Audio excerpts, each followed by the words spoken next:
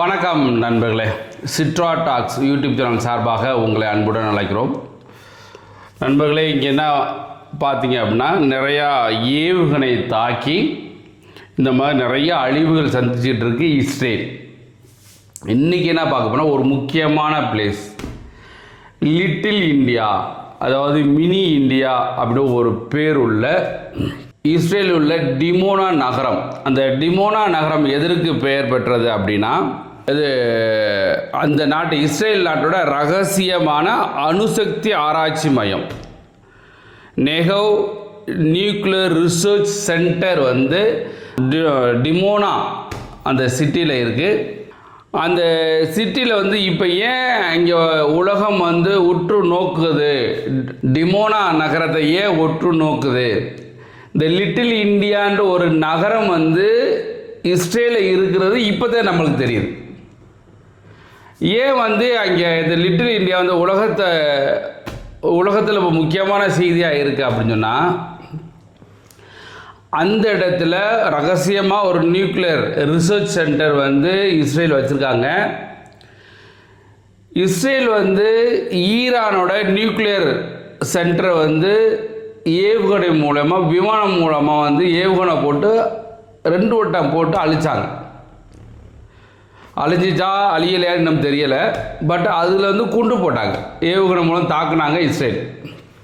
அதற்கு பதிலடியாக ஈரான் நாடு இப்போ ஏவுகணை அனுப்பி அந்த ரகசியமான ரிசர்ச் சென்டர், அணு சக்தி ரிசர்ச் சென்டரை தாக்கியிருக்காங்க. டிமோனா நகரத்திலிருந்து 13 கிலோமீட்டர் தொலைவில் உள்ள இந்த நியூக்ளியர் ரிசர்ச் சென்டர் இங்கே தாக்கியிருக்காங்க. அங்கே தாக்கும்போது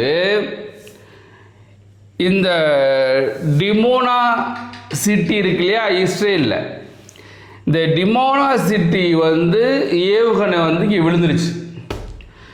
அங்கேயும் தாக்கியிருக்கான்னு சொல்லியிருக்காங்க. இன்னும் கன்ஃபார்மாக தெரியலை, அந்த நியூக்ளியர் ரியாக்டரை தாக்கியிருக்கோம் அப்படின்னு சொல்லி. இங்கே தாக்குனது உறுதியாகலை, பட் டினோமா அந்த சிட்டியில் தாக்கியிருக்காங்க. அந்த பகுதி தான் இந்த டினோமா பகுதி.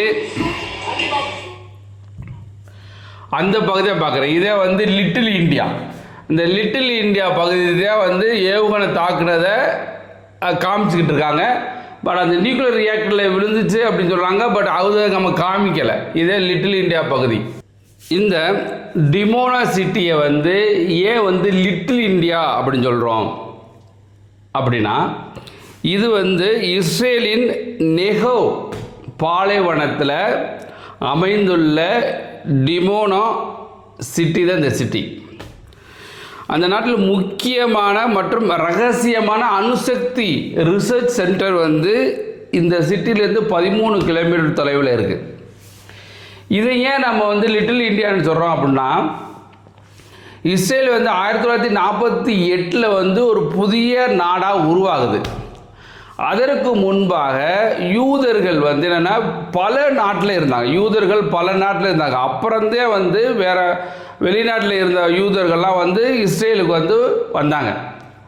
அதில் நம்ம இந்தியாவில் உள்ள மகாராஷ்டிரா மாநிலத்திலிருந்து அங்கே யூதர்கள் முதல்ல இருந்திருக்காங்க. அங்கே இருந்து ஒரு 7500க்கும் மேற்பட்டவர்கள் இங்கேருந்து இஸ்ரேலுக்கு போய் இந்த டினோமா நகரத்தில் ஃபுல்லாக போய் அங்கே தங்கியிருக்காங்க. 1948க்கு அப்புறம் அவங்களோட வாழ்க்கை முறை எப்படி இருக்கும்னாக்க, எப்பயும் போல் மகாராஷ்டிராவில் எப்படி இருக்கோ அதே மாதிரி வாழ்க்கை முறை தான் இருக்குமா.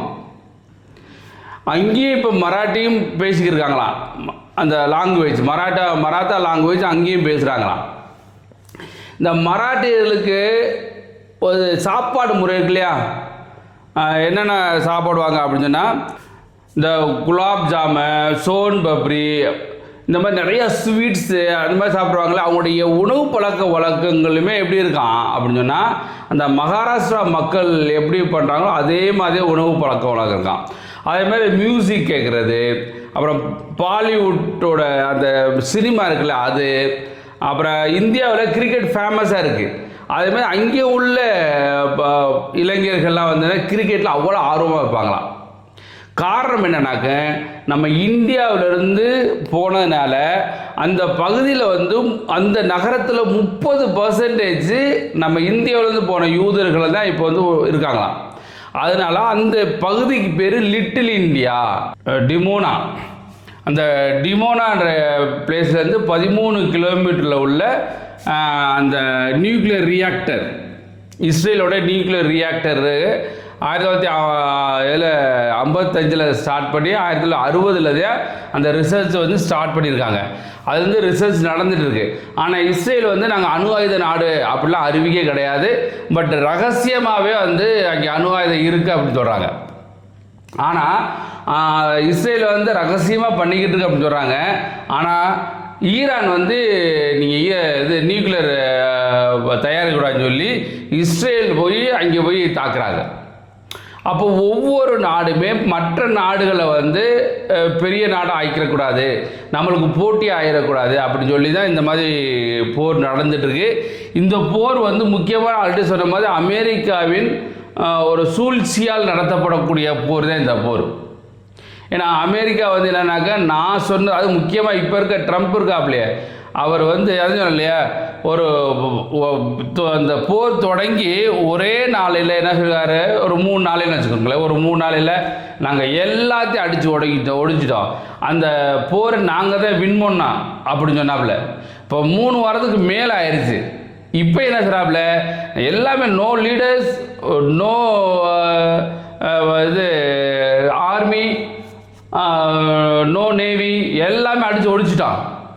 ஆனால் இப்போ என்ன செய்யறாப்புல ட்ரம்ப் என்ன சொல்லியிருக்காங்க பாருங்களேன், without the USA NATO is a paper tiger. USA இல்லைன்னா நேட்டோன்றது ஒரு paper tiger. They did not want to join the fight to stop a nuclear பவர்டுன்னு ஈரான். ஏன்னா நியூக்ளியர் பவர்னு நியூக்ளியர் இல்லை, அணு இல்லைன்னு சொல்லி ஏற்கனவே 2 மாதத்துக்கு முன்னுக்கு சொன்னாப்புல. இப்போ நியூக்ளியர் பவர் நேஷனா ஈரான். அவர் என்ன சொல்லியிருக்காரு அப்படின்னா, நேட்டோ கண்ட்ரியை வந்து நாங்கள் இல்லைன்னா நீங்கள் ஒரு பேப்பர் டைகர் தான், நீங்கள் வந்து எந்த வழியிலும் ஹெல்ப் பண்ண மாட்டீங்க, ஸ்ட்ரைட்டாக ஹார்மோஸ் ஓப்பன் பண்ணுறதுக்கு நாங்களாம் வந்து உங்கள் போர்க்கப்பலை அனுப்புங்கன்னு சொன்னோம், நீங்கள் அனுப்ப மாட்டேன்னீங்க, நீங்கள் பெரிய கோவர்ட்ஸ், நீங்கள் பெரிய கோலை அப்படின்னு சொல்லி வாய்க்கு வந்தாலும் திட்டுறாப்புல நேட்டோ கண்ட்ரிஸை. இதுதான் டிமோனா பகுதி. பார்க்கல ஃபுல்லாக வந்து ஏவுகணை தாக்குறதுனால எல்லா கட்டடம் உடைஞ்சிருக்கு. ஆனால் மக்கள் என்ன பண்ணிட்டாங்க, மக்களுக்கு அதிக பாதிப்பு இல்லை அப்படின்னு நினைக்கிறேன். ஏன்னா மக்கள் எல்லா பேரும் அண்டர் கிரவுண்டில் போய் முதலே போய் சொல்லிட்டாங்க. அதனால் மக்களுக்கு பெரிய பாதிப்பு இல்லை அப்படின்னு சொல்லியிருக்காங்க. பட் அந்த கிரவுண்ட் அந்த அங்கே உள்ள நிலவரம் வந்து பெரிய ஒரு டேஞ்சரஸான இதாக இருக்குது. ஏன்னா இம்மிடியேட்டாக அந்த இஸ்ரேலோட பிரைம் மினிஸ்டர் நெத்தன்யாகு வந்து உள்ளே போய் பார்க்க போயிட்டார். இவர் தான் foreign minister of Israel. Foreign minister of Israel வந்து உடனடியாக வந்து பார்த்துட்ருக்காரு. பிரைம் மினிஸ்டரும் வந்து ஃபுல்லாக பார்த்தார், நெத்தன்யாகும் வந்து பார்த்தாரு. இவங்க வந்திருக்காங்கன்னா கண்டிப்பாக பெரிய ஒரு இழப்பாகத்தே இருக்கும். இழப்புலைன்னா உடனேலாம் வரமாட்டாங்க, அது பெரிய இழப்பான பகுதி தான். இதுதான் டிமோனோ சிட்டி, நியூக்ளியர் சிட்டி. இது பாருங்களேன், ட்ரோன் ஷாட்டை பாருங்கள், மேலே வந்து நியூக்ளியர் சிட்டின்னு சொல்லுவாங்க. இதுதான் டிமோனோ, லிட்டில் இந்தியான்னு சொல்கிறோம் இல்லையா, அந்த டிமோனோ சிட்டி தான் இந்த மாதிரி பயங்கரமாக தாக்கியிருக்காங்க. இஸ்ரேல் பிரைம் மினிஸ்டருமே நேரடியாக வந்துட்டார், வந்து ஃபுல்லாக பார்த்துக்கிட்டு இருந்தார். பார்க்க போய் மக்கள்லாம் இப்போ எதிர்ப்பு தெரிவிக்கிறாங்க இஸ்ரேலில். ஏன்னா நீ போய் அடிக்கிற, ஆனால் இல்லை எங்கள் மேலாம் கொண்டு போகிறாங்கன்னு சொல்லி இப்போ நிறையா எதிர்ப்பு, இஸ்ரேல் மேலே எதிர்ப்பு. அதேமாதிரி அமெரிக்கா மக்கள் மேலேயும், அமெரிக்கா மக்கள் அந்த ட்ரம்ப் மேலே பயங்கரமாக காட்டாமல் இருக்காங்க. இவெல்லாம் ஒரு பிரசிடென்ட் தேர்ந்தெடுத்ததுக்கு நம்மளுக்கு இன்னும் வேணும், அந்த மாதிரி பண்ணிக்கிட்டு இருக்காங்க. செய்தியாக வந்து டிமோனா நகரம், இஸ்ரேலோட நகரம். இந்த நகரத்தை தான் லிட்டில் இந்தியா அப்படின்னு சொல்கிறோம். லிட்டில் இந்தியானா நம்ம இந்தியாவிலேருந்து போன மக்கள் அதிகமாக இங்கே வசிக்கிறதுனால அந்த பேர் லிட்டில் இந்தியா. அந்த லிட்டில் இந்தியாவை வந்து ஈரான் தாக்கிருச்சு காரணம் தன்னுடைய அணு சக்தியை வந்து அணுகுண்டு போட்டு, அதாவது ஏவுகணை மூலம் தாக்கியதால் ஈரானும் பதிலுக்கு பதிலாக கண்ணுக்கு கண் சொல்கிறாங்களா, பழிக்கு பழியாக இப்போ ஈரானும் தாக்கிட்டு இருக்கு. அதில் பயங்கரமான சேதம் வந்து இஸ்ரேலுக்கு இன்னும் ஏவுகணை போய்கிட்டே இருக்குது. ஸோ நண்பர்களே, இந்த லிட்டில் இந்தியா பற்றி பார்த்தோம். கண்டிப்பாக உங்களுக்கு லிட்டில் இந்தியா அப்படின்னா கண்டிப்பாக உங்களுக்கு புரிஞ்சுக்கணும்னு நினைக்கிறேன். காரணம் லிட்டில் இந்தியா ஸ்பெசிஃபிக்காக நம்ம பண்ணோம்னு சொன்னால் அங்கே வந்து ஏவுகணை தாக்கியிருக்காங்க. அதில் நம்மளுக்கு ஒரு வரலாறு தெரிஞ்சிருக்கு, லிட்டில் இந்தியானா என்ன அப்படின்னு தெரிஞ்சிருக்கு. கண்டிப்பாக இந்த வீடியோ உங்களுக்கு பிடிச்சிருக்குன்னு நினைக்கிறேன். மறந்துடாமல் நம்ம சேனல் சிட்ரா டாக்ஸ் யூடியூப் சேனலை சப்ஸ்கிரைப் பண்ணி சப்போர்ட் பண்ணுங்கள்.